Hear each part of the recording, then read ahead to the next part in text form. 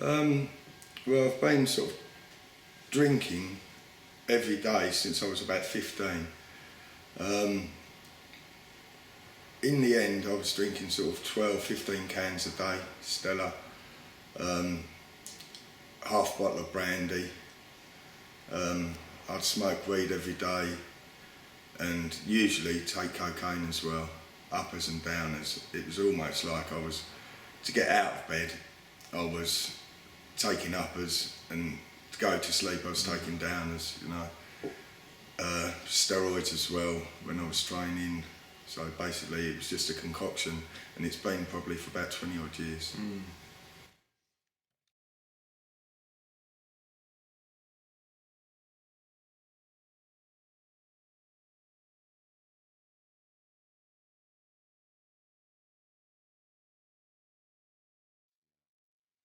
Well, basically I was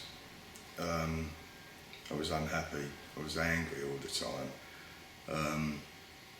I just wasn't content, I wasn't at peace. I was always having a go at people. Everything was always other people's fault. I just wasn't happy, and I wasn't a very nice person.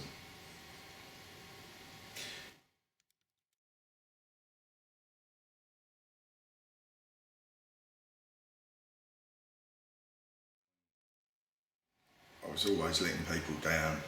Even at work, I was letting people down. My family, I'd always say, look, I'm just going out for an hour, and I was out sort of 2 days at a time sometimes. My children, my older children, they've sort of seen, you know, how I've got worse and worse and worse. It's affected them. My younger children, obviously, I was arguing all the time with Maisie. I just wasn't a very nice person, and it really affected my family. And what about your business? Because obviously you're a joint business owner, aren't you? Yeah. How did it affect your colleagues and your business partners? Who's your brother? My brother, yeah. I'd always let him down. I'd ring him up and say, I've got tummy ache. There'd always be an excuse. I've got to do this, I've got to do that. I was letting customers down. My business was basically going down the pan if it wasn't for my brother, yeah. Me and my brother ended up having a big fight over it, really. And it, you know, I've never had a fight with him before in my life. Obviously, like little brotherly scraps, but, you know, major fight. And it was, at that point, I knew I'd hit rock bottom.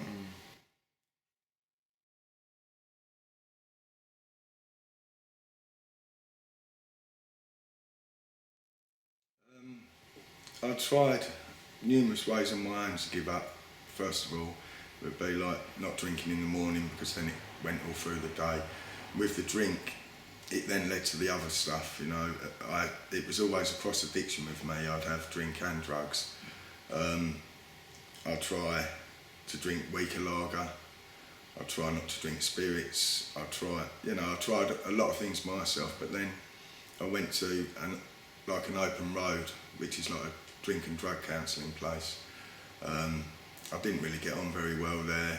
I thought that, you know, they wanted me to go to meetings, and at the time I'm not telling everyone my problems. I've got enough of my problems, I'm not listening to them.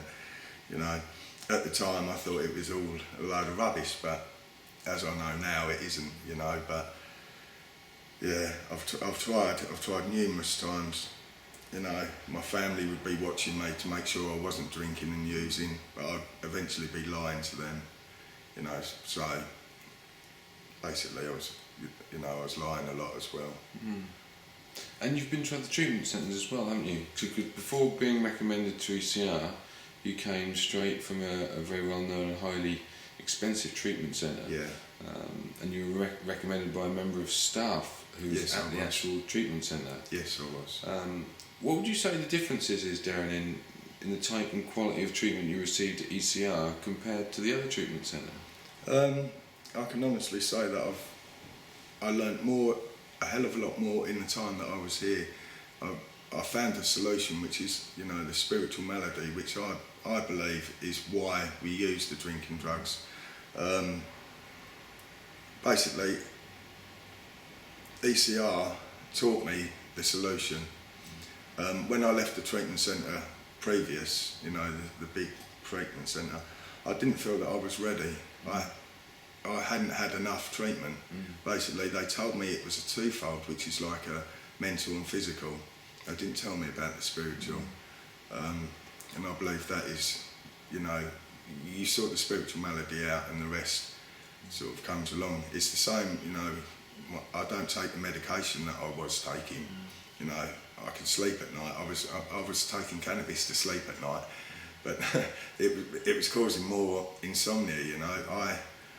I don't have to take the tablets that I was taking. I've lost a lot of my anxiety, my depression, you know, and I believe that that is all due to the spiritual malady. Yeah, sort that out and it will sort the rest out.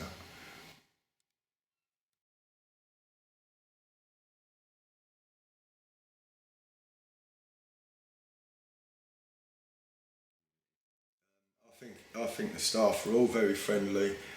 You know, the therapists know their stuff. It's really, you're welcomed into the community. That's basically it. I think that you know, how they can get like alcoholics and addicts out of self and into the community is a great thing.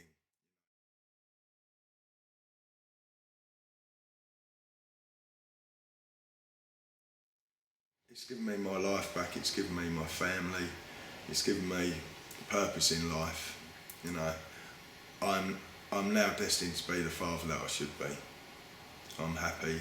I'm at peace, and very grateful to ACR. And what would you say it's given to your family? Their father back, their partner back. Yeah, basically it's given them happiness and peace as well.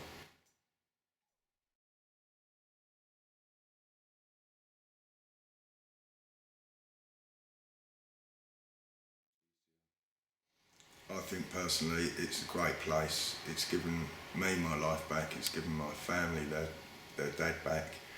You know, I'd get yourself down there.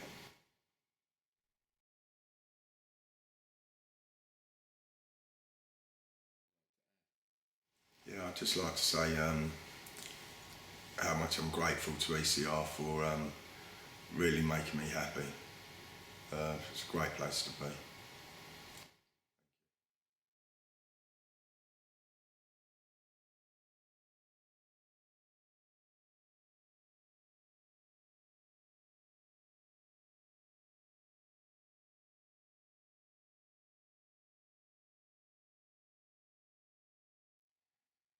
Worry was my main one. Hurt, that was a huge one. So the lies that went on with his drinking and drug taking. It was just worry, and I felt like I had to protect my children all the time, keep them away from. I protected them, kept them away from what was going on as much as I could possibly, but they obviously started to pick up on it. But just the worry and not knowing what to do for the best was the main thing. Never really knowing what was going on from one day to the next, whether he'd be okay or not. And I turned into his mother in the end, I think. I had to worry about where he was going, what he was doing, who he was speaking to, who was going to upset next. Just a muddly, horrible time, really. So, Maisie, what was your life like and the kids' life like before Darren fully embraced recovery and treatment at ECR? A mess. There was no normality, stability to our lives at all. Couldn't even decide what we was going to have for dinner that night because you never knew if he was going to be there or not, or whether he'd come in and kick up a fuss. The youngest two didn't really affect them as much as the older one. He was sort of 4 when Darren came in. He started to pick up on certain things, and that's what really sort of pushed me to having to distance myself from Darren in the end, because it was just I don't know, I became a nervous wreck as well. And not a very good mummy to my children. I've done everything I should do, but I wasn't a happy, fun mum, because I've just felt like I was just, it was like a whirlwind all the time. You never knew from one day to the next whether you was going to be happy or sad, or it just wasn't a normal life at all. And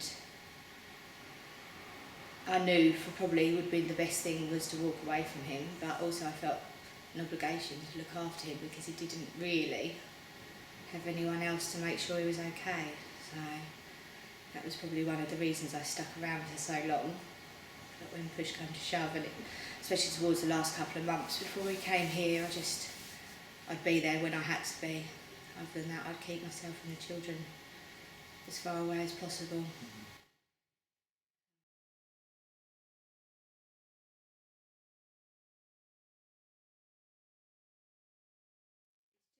Given us happiness, to tell you the truth. To be able to go out as a family, to do normal things, even going to the supermarket together without it turning into an argument. He's just a pleasure to be around now. He really is. He's a completely different man. I look forward to him coming home, which is nice because I used to dread it. The kids just adore him. He's home. He's home all the time, which is nice. Whereas it used to be sort of 5 minutes and then straight back out again, leave the kids crying. He's there all the time, playing with them, helping with dinners, baths, getting them ready in the mornings. He's just a completely different person. That's a huge transformation, isn't it? Yeah, oh it is. I feel like, I know it sounds really soppy, I feel like I fell in love with him all over again. It's really nice. It is really nice. He is, he's Darren, which is nice. I always knew it was there, but he was hiding for quite a while. Wow. But no, he's an amazing man now.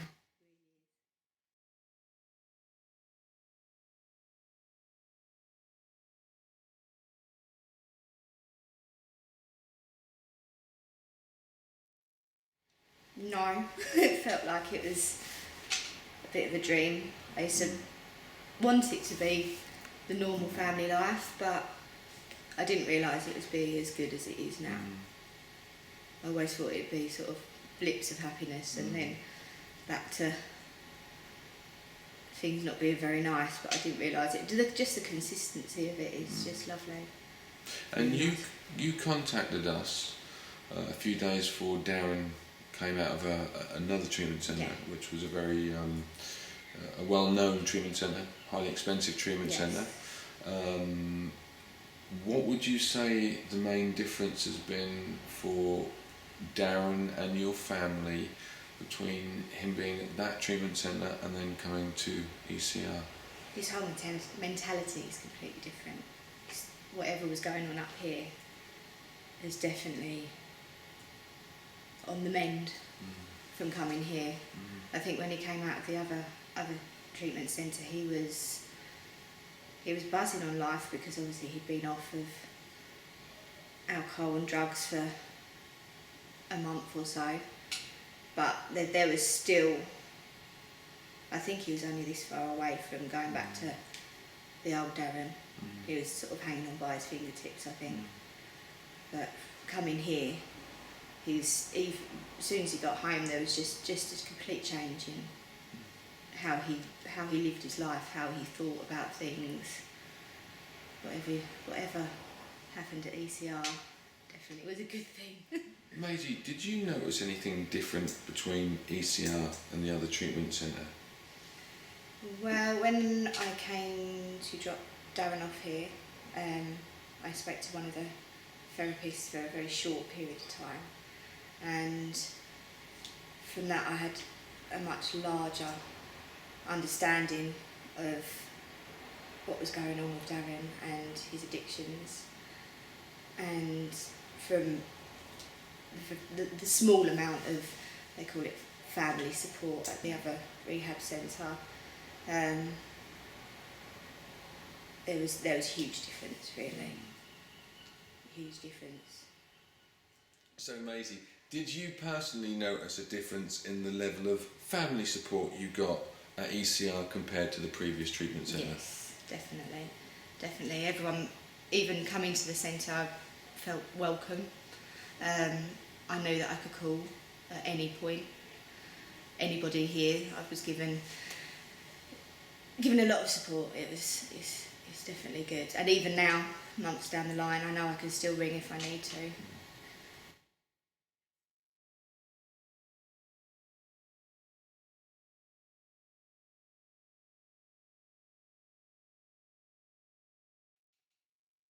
He's given us a family. He's given us a future.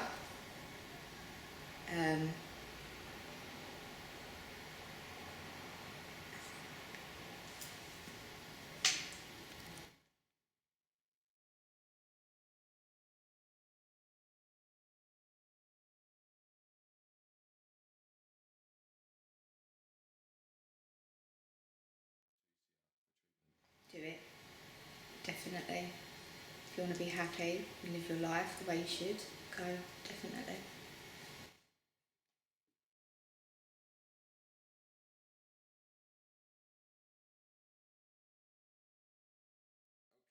This is just to prove that you two are a couple, Yeah. and Maisie's the secretary that works for ECR. Okay. So since Darren left treatment with ECR in June 2016, just a simple question, and that is to ask you both, what would you say that since leaving ECR, that Darren's treatment, and now he's in recovery, what has that given you both as partners and your family, and hopes for the future?